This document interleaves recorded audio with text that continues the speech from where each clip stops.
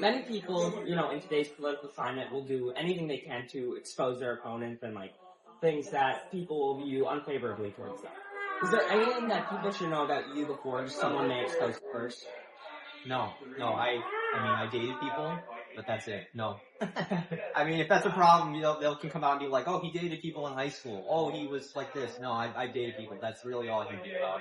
And you live a young life, so no. Got it. So after the political assassination of Charlie Kirk, many young people became, I'd say, a lot more fearful to share their political views. Yeah. What's your message to those Americans out here tonight?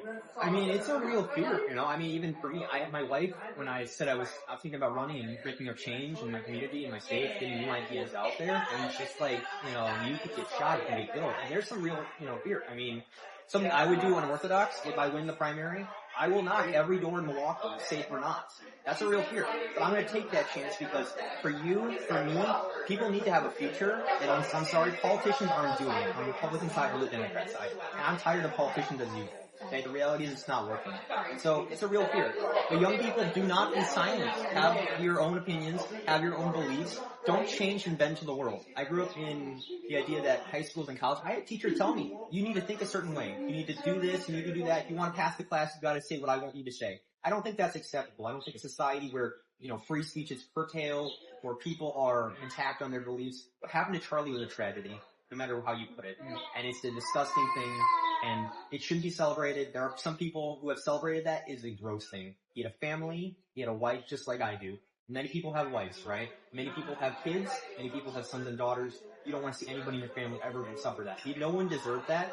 So don't be silent. Have your own viewpoints. Get involved in your community because you can make a real change no matter what you're doing. Got it. What advice would you give to anyone out there looking to enter politics someday? You know what? That's funny because I'm entering politics myself. I would just say right now, you feel an urge, you feel like you want to be involved in your community, do it. I mean, you can really make a change even at a local board kind of thing. Education, we talk about education a lot in the news and whatnot. If you're on the education board, you can choose what's involved in your own kids' lives better, right? Mayor, I mean, yeah, you might not win, but get ideas out there, be involved, talk to your members of your community, bring back that energy that we've somewhat lost in 2020. So people who are thinking of maybe running, give it a shot. I mean, I'm risking life and limb here. On the internet now, I'm listed as a politician. There's a lot of negative things that come with being listed as a politician automatically. I applied for a job. I probably won't get that job. Let me be clear. At this point, jobs will vet your social media. They'll look at me and be like, it says he's a politician. It says he's got, weird beliefs. He wants to see a reform of Wisconsin. What does that mean? I'm not likely to get a different job these days, unfortunately. People will definitely turn me down. I will have a much harder time getting jobs. But I don't care. I'm willing to step out on a limb because I believe in my state. I believe in my community. There are real things impacting our state right now, like the AI centers. That is wrong, no matter how you put it. And I have not seen any fight from many people mentioning that at all. It makes me sad. Got it. So, I've watched some of your videos, and you've declared yourself as the underdog. How do you expect to keep getting your message out there further and further? It's an interesting thing. So you take it one day at a time. I think that regardless of win or lose, I will give praise to God and I will give benefit to God. My belief in God is very key in running and for my community and whatnot. I will say it really depends. Everything can twist like that, like that. In all actuality, today I could get nothing in the email, and then tomorrow I could be, hey, let's have an interview with this young cool guy from high school who just likes interviewing people. I think that's the coolest thing in the world, right?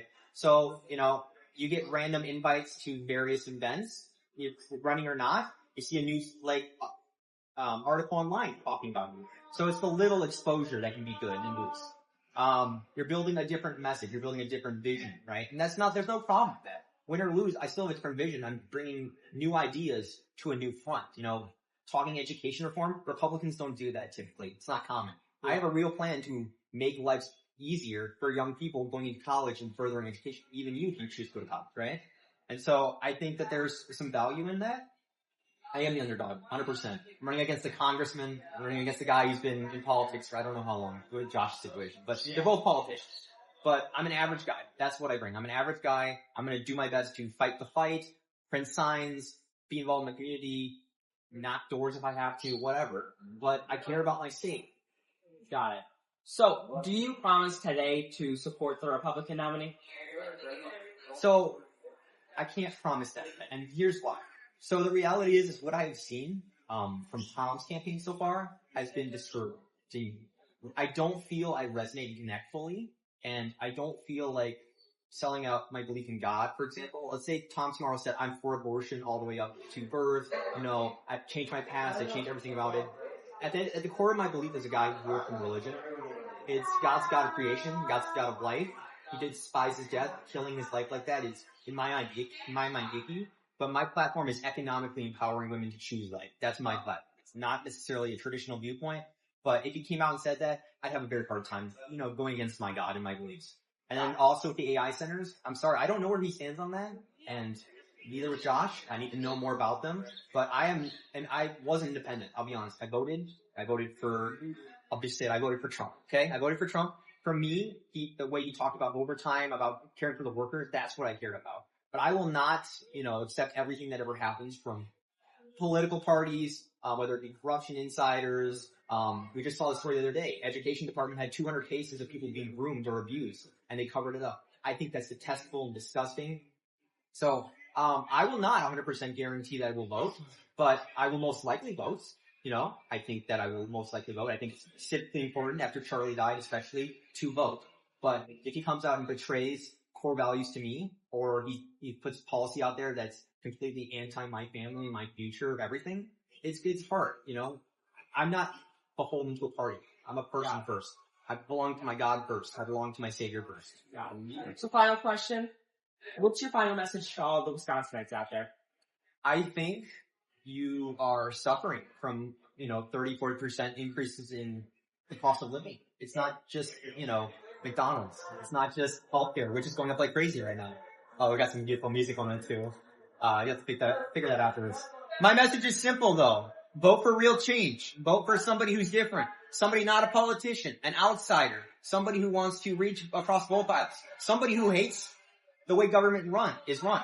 Because this government, we keep raising the amount we give to government, nothing changes. Your lives aren't made easier. Your communities are suffering, okay? I think that you need somebody to prioritize your community. I'm a different candidate because you right now can find my email online. You can contact me online. That's it. You can shoot me an email right after this and be like, I saw the video, full video. And you know what? I'd respond to you because I'm a real person and I really connect with the community. And if my email box is completely full by the end of the year, so be it. But I want to be involved with my community. If I'm the governor, you have a direct hotline to call me and email me. That's the difference between me and other people. Got it. Subscribe if you love America. And Lincoln's awesome, by the way. Thank you so much. Absolutely.